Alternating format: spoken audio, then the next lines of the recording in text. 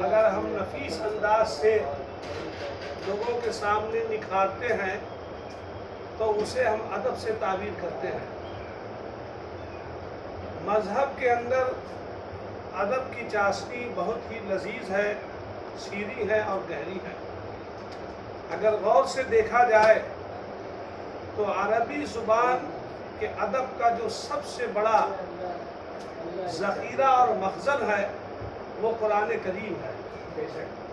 قرآن کریم کے اندر جو الفاظ کی سجاوٹ ہے، بناوٹ ہے اور آپس میں ہم آہنگی ہے، اس کو پڑھتے وقت ایسا لگتا ہے کہ یہ شاہکارے، یہ خدائی جو نسخے ہیں، اس کے اندر ادب کے بہار اور ادب کی روشنی ہے۔ مثال کے طور پہ ہم جب پڑھتے ہیں اِذَا السَّمَاءُ انشَقَّتْ وَأَذِنَتْ لِرَبِّهَا وَحُقَّتْ وَإِذَا الْأَرْضُ مُدَّتْ أَلْقَتْ مَا فِيهَا وَتَخَلَّتْ۔ اب آپ دیکھیے کہ سب ایک دوسرے سے مل رہا ہے۔ اسی طرح سے سینکڑوں آیتوں کو آپ دیکھیں گے کہ اس کا اختتام کہیں یعلمون پہ ہے، کہیں تعلمون پہ ہے، اور اسی طرح سے اس کو اللہ تعالیٰ جوڑ جوڑ کر بیان کرتا ہے، جو سننے میں بھی بڑا نفیس معلوم ہوتا ہے، پڑھنے کے اندر بھی بہت زیادہ شگفتگی معلوم ہوتی ہے،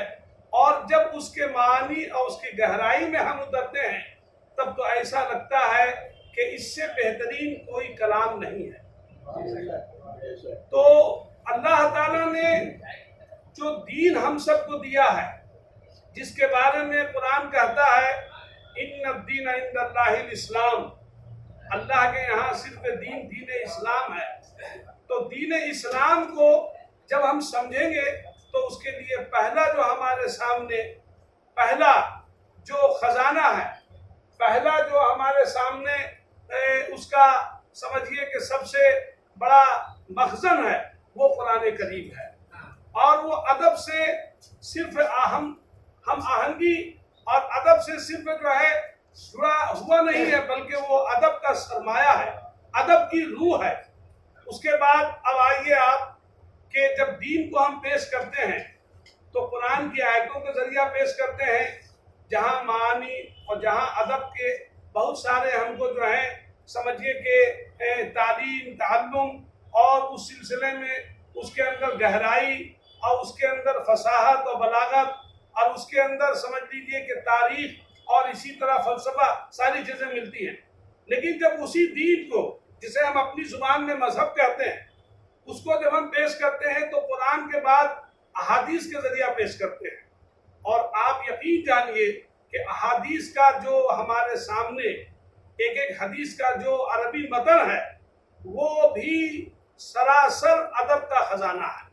اس کے اندر سب چیزیں وہ ملیں گی جس سے آپ کسی کے دل کو موہ سکتے ہیں، موڑ سکتے ہیں،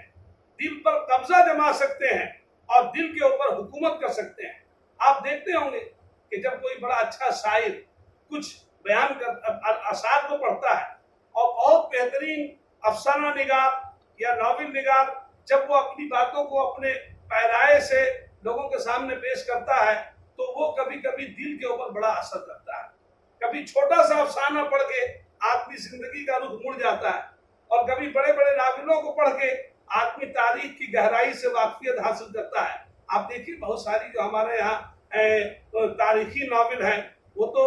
ہزاروں ہزار صفحات پہ ہیں، اور اسی طرح ادب کا جو ایک سر چشمہ ہے جس کو ہم کہتے ہیں مزاحیہ ادب، اس میں بھی جب آپ پڑھیں گے دیکھیں گے تو کچھ لوگوں نے اس طرح سے لکھا ہے کہ دل نہیں چاہے گا کہ ہم اس کو چھوڑیں، جیسے ہم نے بچپن میں پڑھا تھا شوکت تھانوی کے مزاحیہ افسانے۔ تو ان چیزوں کو ایک طرف ہم پڑھتے ہیں، ادیب، ادبا،